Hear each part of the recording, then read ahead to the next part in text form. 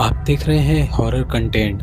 दोस्तों, अगर आपने अभी तक मेरा चैनल सब्सक्राइब नहीं किया है तो प्लीज़ चैनल को सब्सक्राइब कर लें और बेल आइकन भी दबा लें। इससे होगा कि जो मेरे आने वाली स्टोरी से अपनी स्टोरी का हिस्सा बन पाएंगे। अगर आपको डर लगता है और आप रात में बैठकर ही स्टोरी सुन रहे हैं तो स्टोरी आपके लिए नहीं है, क्योंकि बहुत ज़्यादा खौफनाक और रहस्यमय होने वाली है। ये एक ऐसी लड़की की स्टोरी जो अपने घर में अकेली रहा करती थी, फिर उसके साथ कुछ ऐसा हुआ। चलिए बढ़ते हैं अपनी स्टोरीज की तरफ।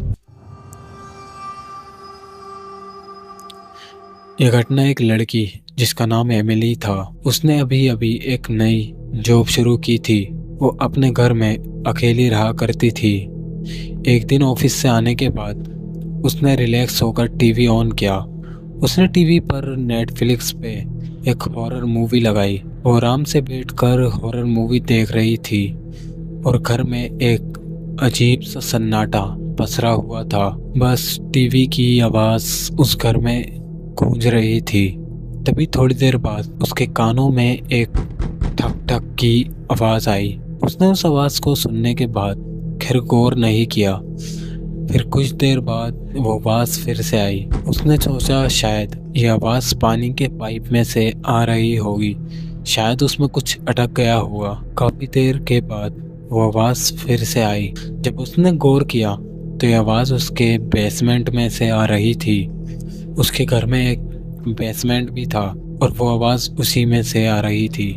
फिर उसने उस आवाज़ को इग्नोर करने की कोशिश की। फिर थोड़ी देर बाद उस आवाज़ के साथ किसी के बातें करने की आवाज़ भी आने लगी। अब ऐसा लग रहा था जैसे कोई किसी से बातें कर रहा है। फिर उसने सोचा शायद कोई चोर वगैरह आ गया है, मगर उसके दिमाग में एक बात और भी थी।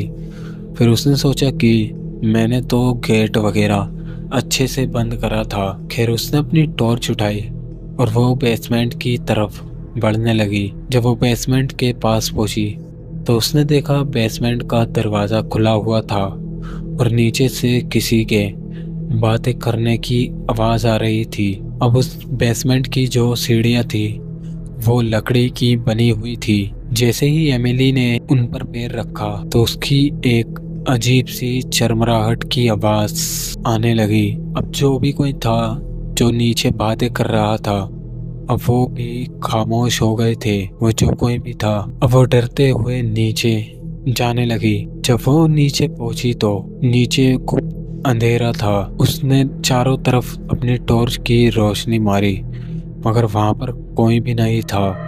एक अजीब सा हवा का झोंका उसके चेहरे से टकराया। वो अपनी टॉर्च से बेसमेंट को अच्छे से देख रही थी। नीचे बस कुछ पुराने टूटे फूटे फर्नीचर के सामान पड़े थे और कुछ बॉक्सेस रखे थे। अब उसकी इतने में ही एक दीवार पर टंगी पेंटिंग पर नजर जाती है। फिर वो उस पेंटिंग के पास जाती है।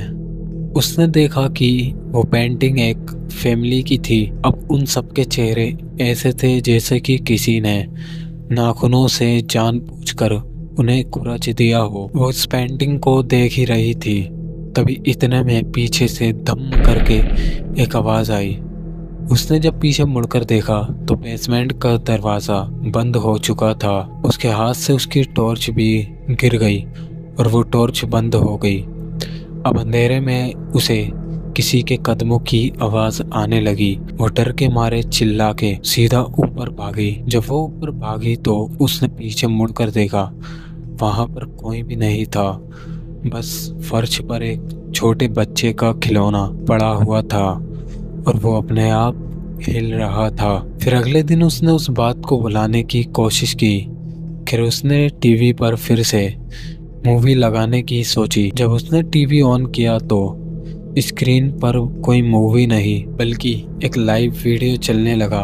उस वीडियो में उसके घर के सभी चीजें दिख रही थी, जैसे कि किचन, लिविंग रूम और सीढ़ियाँ। फिर वो वीडियो उस बेसमेंट की तरफ जाकर रुक गई। एमिली की सांस जैसे रुक गई हो। उसने टीवी बंद किया पर स्क्रीन बंद नहीं हुई। तभी स्क्रीन पर किसी का चेहरा उभरा। वो चेहरा बिल्कुल सफेद था, ना उसकी आंखें थी ना कुछ और। अब एमिली ने डर के मारे टीवी का स्विच बंद कर दिया, लेकिन टीवी खुद ब खुद चालू हो गया। उसने उसमें अपने आप को देखा, जो कि हकीकत में सोफे पर बैठी हुई थी और टीवी देख रही थी।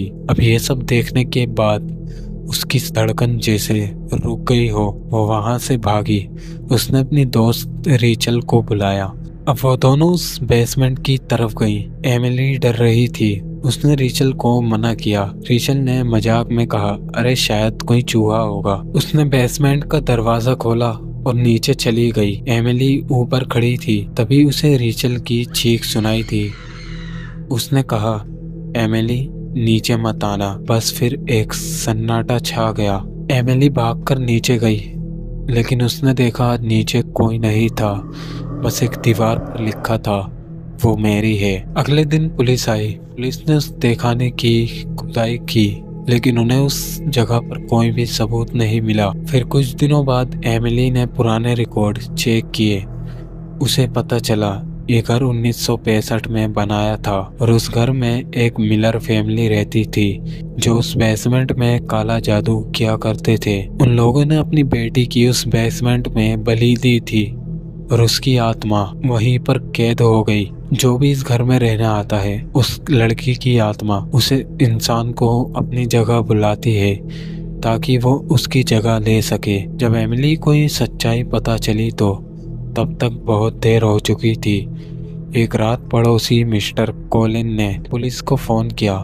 उन्होंने बताया कि एमिली के घर से टीवी पर किसी के चिल्लाने की आवाज आ रही है। जब पुलिस उस घर में पहुंची तो घर खाली था और टीवी ऑन था, लेकिन स्क्रीन पर वही फैमिली थी। उस तहखाने में खड़ी हुई थी और मुस्कुरा रही थी। आज भी वो घर बंद है। रात को अगर कोई वहां से गुजरता है तो उस घर के अंदर से एक टीवी की हल्की आवाज सुनाई देती है।